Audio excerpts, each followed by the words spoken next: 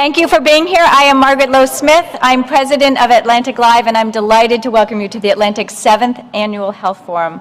Throughout the Atlantic's 158-year-old history, we've been committed to bold ideas that matter, and we address the most pressing issues of our time and timeless issues. In the last year, Ta-Nehisi Coates made the case for reparations.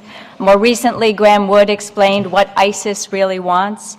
Today, we're bringing that commitment of bold ideas to life. Among the most potent and most present issues we face is our health. From birth to death, it is the constant human experience. Are we healthy or how are we sick? How do we feel physically, mentally? Are we caring for our loved ones, our neighbors, our country, and our world?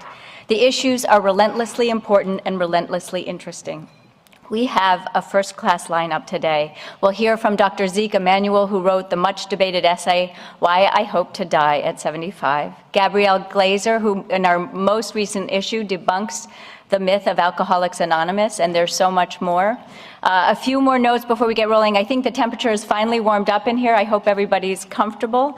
I want to thank those people who made this morning possible. We're enormously grateful to our underwriters. They are SureScripts, Able2, National Council for Behavioral Health, and Evolent Health.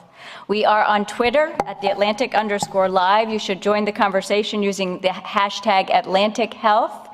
Your friends and colleagues can also join us if they're not here today. Our sessions are all visible through our live stream at atlantic.com/live. That's atlantic.com/live. We will also be taking your questions after each session, and a reminder, please, if you can, silence your cell phones. We're going to kick off this morning with the director of the National Institute of Allergies and Infectious Diseases. Dr. Anthony Fauci is on the front lines of every health crisis. He spent the last year confronting Ebola and measles and more. Right now, his team is treating an Ebola patient at NIH in Bethesda, a healthcare worker who is back from Sierra Leone. He's in critical condition now. Dr. Fauci told me earlier that he was with him last night. So we are both honored and pleased that he has taken time to be down with us today to have a conversation with my colleague, Dr. James Hamblin, senior editor at The Atlantic. Jim, Dr. Fauci, take it away.